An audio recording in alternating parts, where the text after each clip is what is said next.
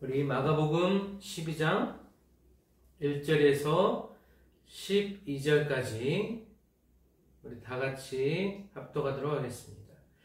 예수께서 비유로 그들에게 말씀하시되 한 사람이 포도원을 만들어 산 울타리로 두르고 줍자는 틀을 만들고 망대를 지어서 농부들에게 새로 주고 타국에 갔더니 때가 이르매 농부들에게 포도원 수출을 얼마를 받으려고 한 종을 보내니 그들이 종을 잡아 심히 때리고 거저 보내었거늘 다시 다른 종을 보내니 그의 머리에 상처를 내고 능욕하였거늘 또 다른 종을 보내니 그들이 그를 죽이고 또 그의 많은 종들도 더러는 때리고 더러는 죽인지라.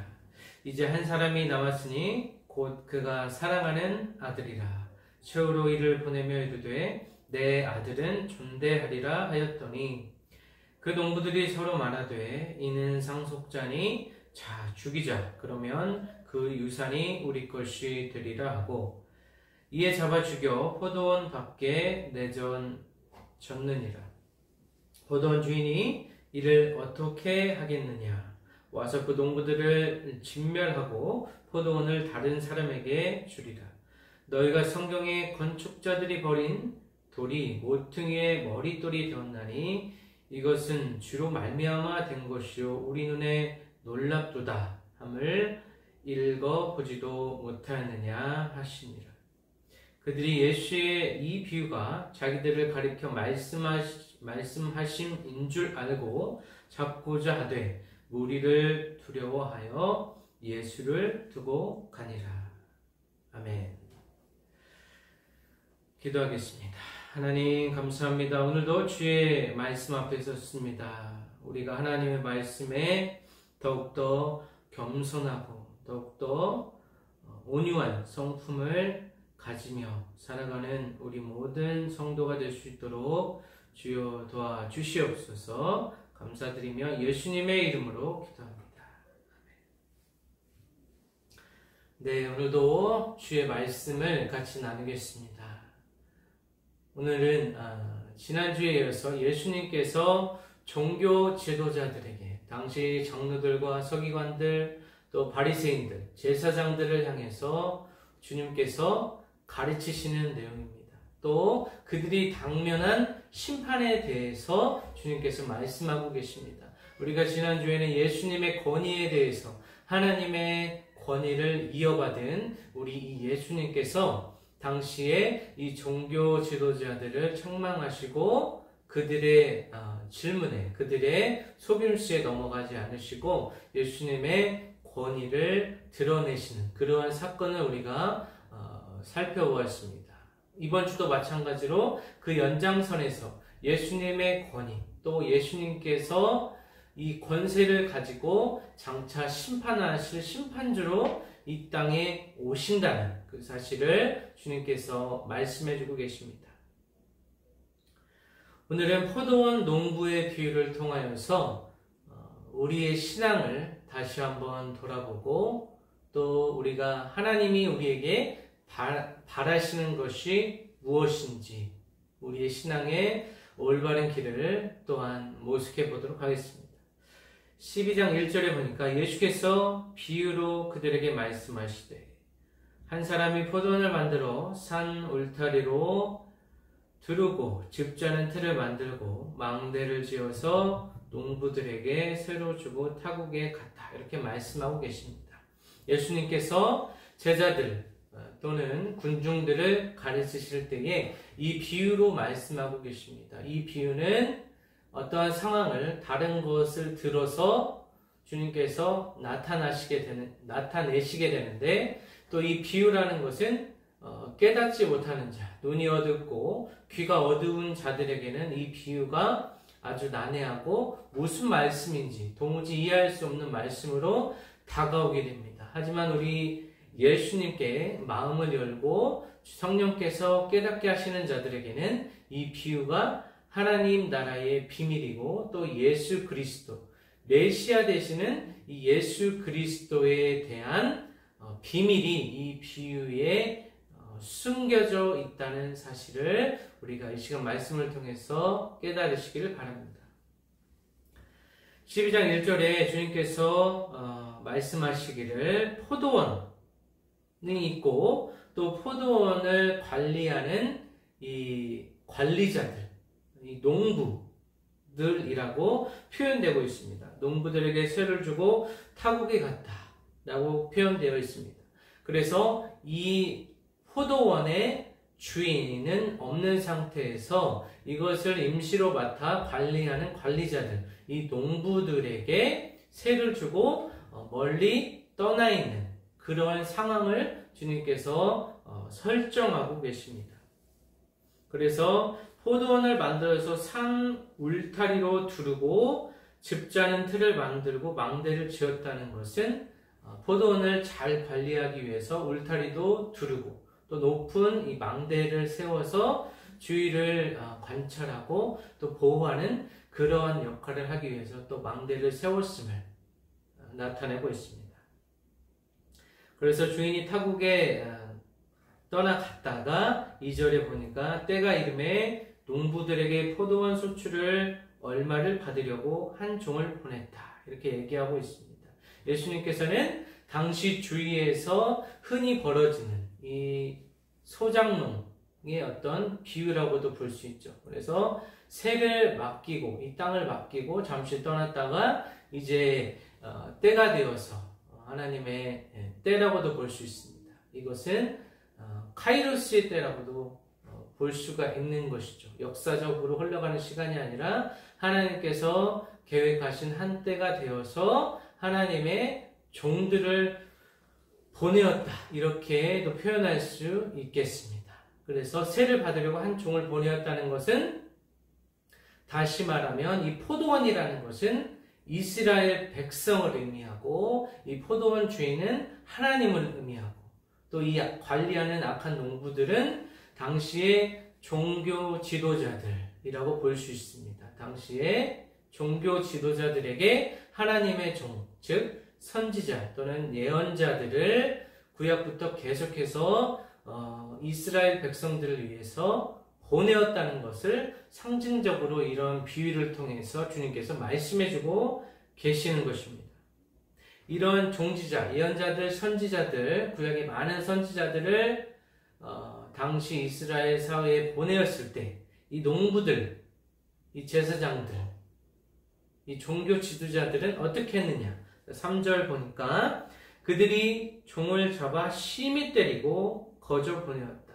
그들이 종을 환대하지 아니하고 하나님의 사자로, 하나님의 선지자로 받들지 아니하고 그들의 기득권, 그들의 땅이 아님에도 불구하고 이 포도원을 자신의 것으로 생각하고 있는 청지기 정신이 아니라 모든 것이 자신의 소유라고 생각했던 당시의 종교 지도자들을 지금 비판하는 비유라고 볼 수가 있습니다. 그래서 이 주인 하나님께서 포기하지 아니하시고 다시 다른 종을 보내니 그의 머리에 상처를 내고 능욕하였다. 처음에는 때렸지만 이제 점점 더 하나님의 종들에게, 주인의 종들에게 더해지는 핍박이 거세짐을 볼 수가 있게 됩니다. 그래서 머리에 상처를 내고 능욕하였다는 것은 즉 주인에 대한 이 농부의 인식에 대해서 하나님을 어떻게 생각하고 있는지에 대해서 알 수 있는 부분이라고 볼 수 있습니다. 당시 종교 지도자들이 정말 믿고 있던 하나님이, 그들이 믿고 있던 하나님이 진정한 하나님인가 다시 한번 생각해 볼 수가 있다라는 말씀입니다. 그 이후에 또 주인이 포기하지 않고 5절에 보니까 또 다른 종을 보내니 그들이 그를 죽이고 또 그의 많은 종들도 더러는 때리고 더러는 죽인지라. 계속해서 하나님께서 보내신 이 주인이 보낸 종들에 대한 핍박이 심해져서 결국에는 때리는 것에 지나지 않고 죽이기까지 하는 그러한 일들이 벌어졌다는 것입니다. 그래서 이 농부들은 자신들의 땅이 아니지만 자신들의 땅이라고 생각하고 자신들이 다스려야 될 이 이스라엘 백성들에게 하나님의 말씀을 올바로 전하지 아니하고 또 하나님의 말씀을 가지고 온 이 선지자들을 이 당시의 이스라엘 종교 지도자들은 핍박하고 더러는 죽이기까지 하는 그러한 일들이 벌어졌다는 것입니다. 이제 6절에 보니까 이제 한 사람이 남았으니 곧 그가 사랑하는 아들이라 저으로 이를 보내며 이르되 내 아들은 존대하리라 하였더니 마지막 이제 한 사람 하나님께서 가장 사랑하시고 또 이 비유 속에서 주인이 가장 사랑하고 또 유일한 아들인 이 한 사람을 보내셨습니다. 이 한 사람이 바로 예수 그리스도라는 것을 우리가 알 수 있습니다. 그래서 하나님께서 가장 사랑하시고 유일한 아들, 독생자 예수 그리스도를 이스라엘을 위하여 또 오늘날 우리를 위하여 이 땅에 보내셨다는 것입니다. 그랬을 때에 당시의 이스라엘 종교 지도자들, 바리새인, 서기관들, 장로들, 제사장들 이들은 당시에 종교적 권위, 또 기득권, 또 수많은 물질 자신의 소유가 한없이 넘쳤기 때문에 자신의 소유에 매몰되어서 자신의 신앙을 잊어버리고 하나님이 어떤 분이신가 잊어버리고 또 하나님께서 보내신 선지자들 구약의 많은 선지자들 그리고 예수 그리스도를 보내셨음에도 불구하고 이들은 예수님을 죽이는 그러한 역할을 하게 됩니다. 그래서 이 주인의 아들이라는 것은 주인을 대신할 사람, 사자를 말합니다. 곧 하나님의 사자, 또 하나님께서 특별한 임무를 주고 보낸 이 선지자들, 과거의 수많은 선지자들, 특히 예수 그리스도, 우리의 메시아 되시는 예수 그리스도를 의미한다고 볼 수가 있습니다. 7절에 보니까 그 농부들이 서로 말하되 이는 상속자니 자 죽이자. 그러면 유산이 우리 것이 되리라 하고 이에 잡아 죽여 포도원 밖에 내던졌다. 이렇게 얘기하고 있습니다. 이 농부들의 사악함, 이 농부들의 악함은 지속되고 있습니다. 이 주인이 가장 사랑하는 마치 주인의 불신과 같은 이 아들을 보냈을 때 그를 환대하고 세를 주지 않고 마땅히 이 세를 주어야 함에도 불구하고 그 작은 이익 또 장기적으로 큰 이익을 취하기 위해서 이 아들을 결국에는 죽이게 되는 비극이 일어나게 되는 것입니다. 이 농부들은, 이 악한 농부들은 자신이 어떠한 역할을 수행해야 되는지 망각한 상태였습니다. 당시의 종교 지도자들도 예수님이 어떠한 분이신가 알지 못하고 또 예수님 이전에 침례 요한을 분별하지 못하고 그 전에도 수많은 하나님의 선지자들을 환대하지 못하고 그의 말씀에 순종하지 못했던 이스라엘의 지난 과거의 역사를 우리가 알 수 있게 됩니다. 그래서 아들을 죽여서 포도원 밖에 내던졌다라는 것은 그 시체를 그냥 장사도 치르지 않고 유기했다는 것입니다. 밖에 내던졌다라는 것은 당시의 이 동물의 또 새들의 먹이가 되게끔 하는 가장 치욕적이고 능욕을 받는 그러한 장례 방법을 심지어는 이 장례를 아예 생각지도 않는 이들의 아주 무례한 극악무도한 이들의 행태를 우리가 알 수 있게 됩니다. 이 비유와 같이 이 종교 지도자들은 예수님을 결국에는 십자가에 매달게 되는 그러한 일들을 우리는 보게 될 것입니다. 9절에 계속해서 보면 포도원 주인이 어떻게 하겠느냐 와서 그 농부들을 진멸하고 포도원을 다른 사람에게 주리라. 그래서 포도원 주인이 이 농부들을 모조리 몰살하고 진멸하고 이 포도원을 다른 사람에게 주었다라는 것은 당시의 종교 지도자들이 이제 심판을 받고 이 종교 지도자들의 그 직분에서 멸함을 받게 되고 이제 다른 자들을 세워서 이방인들 또는 유대인들 중에서 다른 종교 지도자를 세워서 이스라엘을 다스리고 이제 교회가 이제 탄생하게 되었을 때에 그 공동체의 리더를 맡게 되는 다른 사람들이 이제 출현하게 될 것이라는 것입니다. 10절에 보면 너희가 성경에 건축자들이 버린 돌이 모퉁이의 머릿돌이 되었나니 이것은 주로 말미암아 된 것이요 우리 눈에 놀랍도다함을 읽어보지도 못하였느냐 하시니라. 그래서 이 10절부터 11절의 말씀은 시편 118편 22절 이하의 말씀을 주님께서 인용하고 계십니다. 그래서 구약에 전통했던 이 종교 지도자들에게 구약의 말씀을 인용하면서 이 건축자들이 버린 돌, 당시에 성전의 리더가 되었던 당시의 종교 지도자들이 핍박하고 모욕하고 결국에는 죽이기까지 했던 그 수많은 선지자, 그리고 마지막 선지자라고도 볼 수 있었던 이 예수 그리스도를 결국에는 죽였지만 예수님께서 부활하심으로 또 모든 자들의 이 죄의 문제를 해결하시고 또 당시에 예수님을 죽였던 자들을 심판하게 되는 그러한 역사가 이루어지게 되는 것입니다.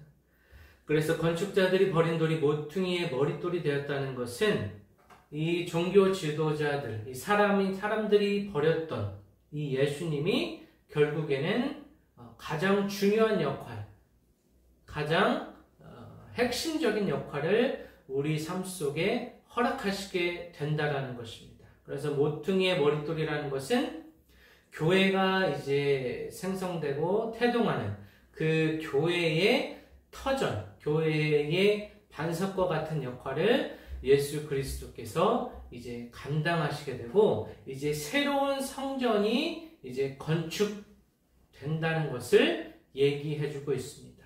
그래서 모퉁이의 머릿돌 대신은 예수 그리스도의 터전 위에 이제 새로운 성전, 곧 교회, 예수님께서 원하시는 또 하나님의 사자들이 그토록 원했던 이제 건물뿐인 이 무익한 성전이 이제 허물어지고 이제 성도들의 마음에 또 그들의 공동체에 이 교회라는 것이 이제 세워질 것임을 주님께서 말씀해주고 계시는 것입니다. 마지막 구절을 보면 그들이 예수의 이 비유가 자기들을 가리켜 말씀하신 줄 알고 잡고자 하되 무리를 두려워하여 예수를 두고 가니라. 이들은 예수님의 비유를 어렴풋이 알아들었을 것입니다. 그래서 이 악한 농부들이 자신들의 가리킴을 인지하고 예수님을 죽이고자 하였으나 예수님 주위에 있던 이 수많은 군중들이 무서웠기 때문에 그 민중들이 봉기를 일으킬 수도 있겠다는 그런 두려움에 휩싸여서 예수님께 어찌하지도 못하는 그러한 상황으로 오늘 말씀이 마무리되고 있습니다. 다시 말씀드리자면 포도원이라는 것은 이스라엘 백성, 좁게는 이스라엘 백성이고 넓게는 예수님을 따르고자 하는 이 수많은 성도들을 얘기합니다. 그리고 악한 농부들은 종교 지도자들, 오늘날 목회자들, 또 성도들을 양육하는 모든 사람들을 의미합니다. 그리고 포도원 주인은 하나님이죠. 그리고 포도원 주인의 아들은 곧 예수 그리스도라는 것을 우리가 이 비유를 통해서 알 수 있었습니다. 그래서 말씀을 맺자면 하나님께서 우리를 위하여 예수님을 이 땅에 보내셨다는 것입니다. 하나님이 아들을 보내기 전에 끝까지 인내하시고 하나님의 자비하심으로 우리가 돌이키기를 원했다는 것입니다. 또 종교 지도자와 같은 모습이 우리 안에 있을 수도 있다는 것입니다. 그래서 이 악한 농부들과 같이 살지 말고 악한 농부들과 같이 자신의 기득권과 소유에 매몰되어서 소유에 중독되어서 이 소유에서 자신의 소유물에서 벗어나지 못하는 삶을 살아가는 것이 아니라 자신의 것이 원래는 하나님의 것임을 인정하고 이 농부들은 자신들의 역할을 수행했다면 이 포도원을 계속해서 관리하면서 자신의 삶도 영위할 수 있었을 것입니다. 하지만 어느 순간 자신이 가지고 있던 이 소유에 오늘날로 말하면 이 돈의 물질의 노예가 되어서 이들은 하나님의 아들도 거부하고 하나님도 거부하고 결국에는 자신이 가지고 있는 이 물질에 함몰되어서 결국에는 하나님의 심판이라는 것은 곧 지옥을 의미합니다. 하나님이 없는 하나님의 부재 상태를 의미하게 됩니다. 거듭해서 말씀드리지만 천국과 지옥이라는 것은 우리 인생이 끝난 후에 혹은 우리가 인생을 살아가는 동안에 하나님의 부재 또 예수님이 우리 삶에 없는 것이 곧 지옥이라는 것입니다. 예수님과 함께 동행하고 하나님과 함께 살아가는 것이 곧 천국의 삶이라고 말씀드릴 수 있습니다. 그래서 하나님의 이 자비하심, 끝까지 참으심에 대해서 하나님의 인내에 대해서 우리는 이 시간 깨달을 필요가 있습니다.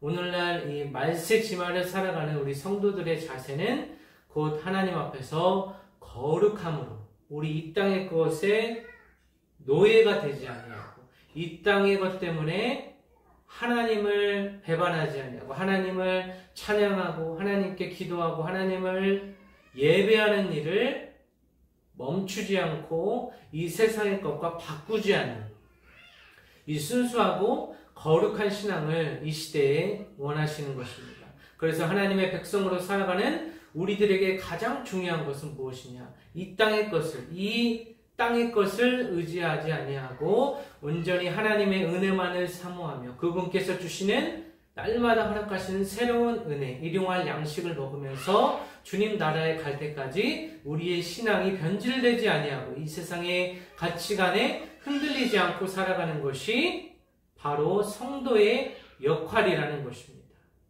그래서 자신의 본분을 잃어버린 이 악한 농부들과 같이 살아가지 아니하고 예수님을 진정한 나의 구세주요 주인으로 믿고 예수님의 권위를 인정하여서 나의 모든 것을 다 드려도 아깝지 않는 이 거룩한 성도로 살아가는 것이 성도라는 의미를 잘 아시죠? 거룩한 물이라는 뜻입니다.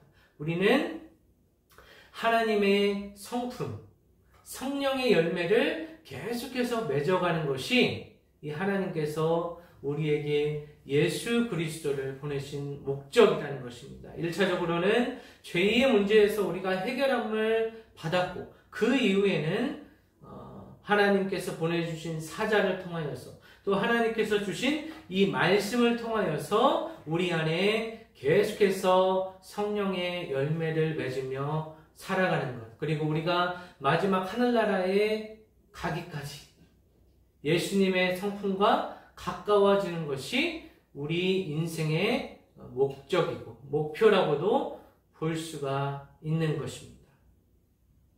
이런 열매를 맺지 못할 때 어쩌면 무화과 나무가 열매를 내지 못하고 저주받은 것처럼 이 무익한 성전처럼 성전이 이제 무너져 내리고 휘장이 찢겨지고 모든 사람이 제사장을 거치지 아니하고 이제는 만인이 사제가 되어 만인이 제사장이 되어 하나님께 직통으로 하나님께 달려갈 수 있는 이러한 상황에 놓인 우리의 삶 속에서 우리가 진정으로 추구해야 될 방향은 이 악한 농부들과 같이 이 세상에 집착하지 아니하고 이 세상의 물건에 이 세상의 소유에 집착하지 않고 온전히 예수 그리스도, 그 예수 그리스도만을 사모하며 이 땅을 살아가는 것이 하나님의 진정한 뜻이라고 볼 수 있습니다.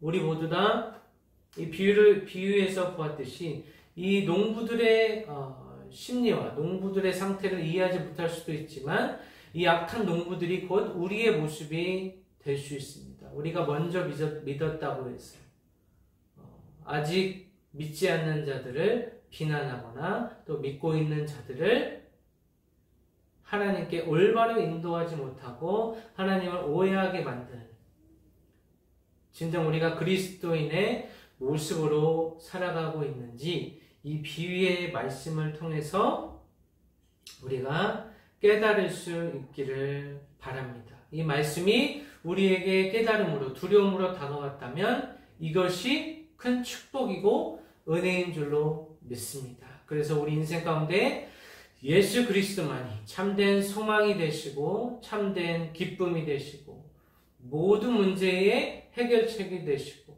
또 예수께서 우리 삶 속에 날마다 생명과 또 진리와 자유를 부어주셔서 우리 삶에 평안함이 넘쳐나는, 또 하나님의 은혜가 넘쳐나서 날마다 하나님께 감사하며 또 하나님을 찬양하고 또 하나님의 말씀에 온전히 순종하며 이 악한 농부들과 같이 되지 아니하고 자신을 하나님께 헌신하며 자신의 마음을 하나님께 모두 다 드려서 온전한 평안을 누리며 살아가는 우리 인생들이 되기를, 우리 모든 성도가 되기를 예수 그리스도의 이름으로 축원합니다.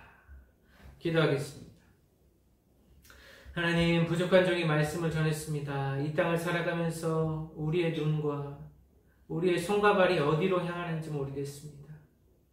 아버지, 악한 농부들과 같이 자신의 소유를 지키기 위해서 하나님을 저버리고 하나님의 사자들을 저버린 그러한 우를 범하지 않고 아버지 예수 그리스도를 보내주신 하나님의 은혜에 감사하며 살아가는 우리 모든 성도가 될 수 있도록 주여 도와주옵소서. 감사드리며 예수 그리스도의 이름으로 기도합니다. 아멘.